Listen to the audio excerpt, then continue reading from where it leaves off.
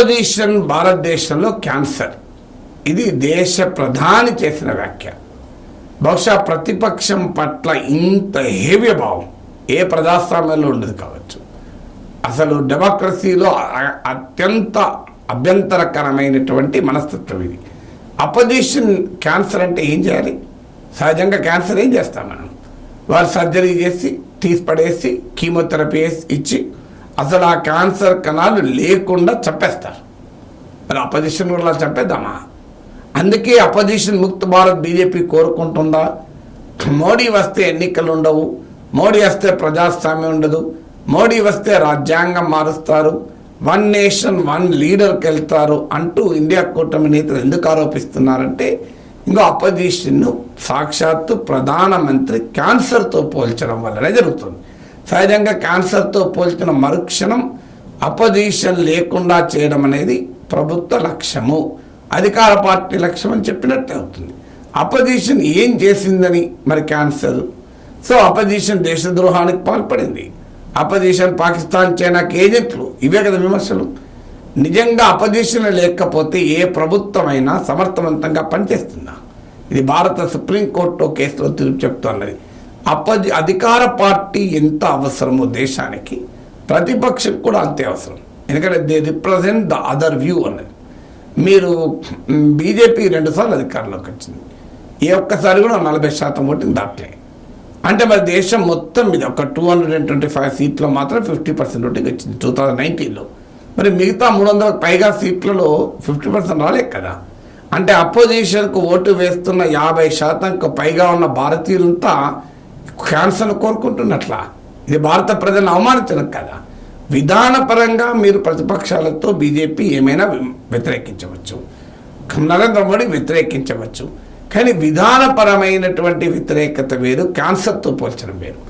ఏ రాజకీయ పార్టీనైనా క్యాన్సర్తో పోల్చడం అంటే దేశ ప్రజాస్వామ్యానికి శ్రేయస్కరం కాదు. సో అందువల్ల ఇవాళ ప్రభుత్వ రాజకీయ పార్టీలు విధానపరమైనటువంటి విమర్శలు వ్యాఖ్యలు చేసుకోవచ్చు, కానీ ఈ రకమైనటువంటి కంపారిజన్లు అసలు ఎన్నికల కమిషన్ ఎలా అనుమతిస్తుందో తెలియదు. ఎన్నికల commission model code of conduct ఎక్కడ పోయిందో ఎవరికి అర్థం కాదు. దేశంలో మతం పేరిట తీవ్రమైన విద్వేషాన్ని రెచ్చగొట్టే రాజకీయాలను చూస్తున్నాం. ఇది క్యాన్సర్ అవుతుందా కదా? దేశంలో రాష్ట్రాల హక్కుల్ని కాలరాసి కేంద్రం అజమాయిషీ చేసేటువంటి రాజకీయం జరుగుతోంది. దీన్ని మనం అంగీకరిస్తామా? దేశంలో అవినీతి పరులు తమ పార్టీలో చేరితే వారికి వాషింగ్ మిషన్లో క్లీన్ అయినట్టు క్లీన్ అవుతున్నారు, ప్రతిపక్షంలో ఉంటే అవినీతి పనులను జైల్లో పెడుతున్నారు. ఇదేమైనా ఆరోగ్యకరమైన సాంప్రదాయమా? అయినా ఈ ధోరణులను క్యాన్సర్తో పోల్చకూడదు, ఈ ధోరణులు వ్యతిరేకించాలి, కానీ క్యాన్సర్ అనే పదం వాడకూడదు. ఖచ్చితంగా ఈ అధికార బీజేపీ అయినా ప్రతిపక్షాలైనా ఇందులో ఎవరిపైన క్యాన్సర్తో కంపారిజన్ చేస్తే నాలాంటి వాళ్ళు యాక్సెప్ట్ చేయరు. ఎందుకంటే we are proud of our vibrant democracy. మన ప్రజాస్వామ్యం యొక్క గొప్పతనం చేసి మనం గర్వపడతాం. మన పాకిస్తాన్ కాదు, మనం చైనా కాదు, మనం బంగ్లాదేశ్ కాదు, మనది భారతదేశం. భారతదేశంలో ఒక అద్భుతమైన ప్రజాస్వామిక సాంప్రదాయం ఉందని మనం గర్వపడతాం. శాంతియుతంగా ఎన్నికలు, బహుళ పార్టీ రాజకీయ వ్యవస్థ, multi party political system, free fair and peaceful elections, కొన్ని ఇన్సిడెంట్లు ఉన్నప్పటికీ కూడా అది శాంతియుత అధికార మార్పిడి, పీస్ఫుల్ ట్రాన్స్ఫర్ ఆఫ్ పవర్, ఇవన్నీ భారతదేశ రాజకీయాల విశిష్టతగా భావిస్తాం. అలాంటిది భారత రాజకీయాల్లో 60% ప్రజలకు రిప్రజెంట్ చేసేటువంటి రాజకీయ పార్టీలన్నీ క్యాన్సర్ని దేశ ప్రధాని అంటే భారతదేశ పొలిటికల్ బాడీ ఆఫ్ ఇండియాలో 60% క్యాన్సర్ ఉన్నట్టు లెక్క. ఎందుకంటే non BJP political parties, anti BJP political space nearly 55-60% ఉంటుంది. అంటే దేశంలో ఉన్న 55-60% రాజకీయ భారతదేశం క్యాన్సర్ అనే యొక్క భయంకర వ్యాధితో పీడించబడుతోంది. అంటే అది భారతదేశానికి గర్వకారణమవుతుందా?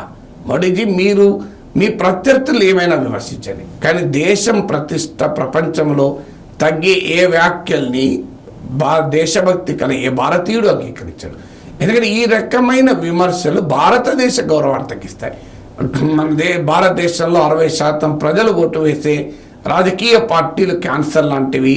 భారతదేశంలో ఉన్న ప్రతిపక్ష నేతలంతా పాకిస్తాన్, చైనా ఏజెంట్లు. ఈ రకమైన భావన దేశ ప్రజాస్వామ్యానికి గౌరవం తేవు. ఇండియా ఇది గ్రేట్ డెమోక్రసీ. మనం బ్రిటిష్ పార్లమెంటరీ మోడల్ నుంచి నేర్చుకున్నాం. సో అది opposition is called a shadow government. So మీకు ప్రభుత్వము అధికారంలో ఉంటే ఒక నీడలాగా ప్రతిపక్షాన్ని వర్ణిస్తారు షాడో గవర్నమెంట్గా. It is a government in waiting అంటారు పొలిటికల్ థియరీలో. అంటే ఇవాళ కాకపోతే రేపైనా మళ్ళీ ప్రభుత్వంలోకి వస్తారు. సో అందువల్ల దానిలో opposition is always described as a government in waiting. అందుకే ఉన్నత పార్లమెంటరీ సాంప్రదాయాలు ఏం చేస్తారంటే డిప్యూటీ స్పీకర్ అపోజిషన్కి ఇవ్వాలి అని పెడతారు. అఫ్కోర్స్ ఈ ప్రభుత్వం పట్టించుకోలేదు. 5 ఏళ్ల పాటు డిప్యూటీ స్పీకర్ లేకుండానే లోక్సభ గడిచిపోయింది. అలాగే పబ్లిక్ అకౌంట్స్ కమిటీ చాలా కీలక కమిటీ. ప్రభుత్వ జమా లెక్కల్ని పద్దుల్ని నిశ్చితంగా పరిశీలించేటువంటి కమిటీ. దానికి చైర్మన్గా అపోజిషన్ లీడర్ ఉంటాడు. అపోజిషన్ మెంబరే పబ్లిక్ అకౌంట్స్ కమిటీ చైర్మన్గా ఉంటాడు. అనేక నియామకాలు, ఉదాహరణకు సిబిఐ డైరెక్టర్ నియామకం నుంచి మొదలుకొని ఇన్ఫర్మేషన్ కమిషనర్, ఇలా దేశంలోని అనేక కీలక నియామకాల్లో ప్రధానమంత్రి, సీనియర్ క్యాబినెట్ మంత్రితో పాటు ప్రతిపక్ష నేత ఉంటాడు. అపోజిషన్ లీడర్కు దేశ డెమోక్రసీ ఇచ్చే గౌరవం అది. అలాంటి అపోజిషన్ ఆ ప్లేస్లో ఎవరైనా కూర్చోవచ్చు. రేపు ఇవాళ కాంగ్రెస్ ఉండొచ్చు, రేపు బీజేపీ ఉండొచ్చు. ఒక రాష్ట్రంలో ఒక పార్టీ ఉండొచ్చు. ఇప్పుడు తెలంగాణలో కాంగ్రెస్ ముఖ్యమంత్రి పదవిలో ఉన్నారు, బీజేపీ అపోజిషన్ ఉన్నారు. రేపు కాంగ్రెస్ ప్రభుత్వం మీ తెలంగాణకు పట్టిన క్యాన్సర్ ప్రతిపక్షం అంటే మనం అంగీకరించుదామా? ఈ కంపారిజన్ అబ్సల్యూట్లీ అన్యాక్సెప్టబుల్.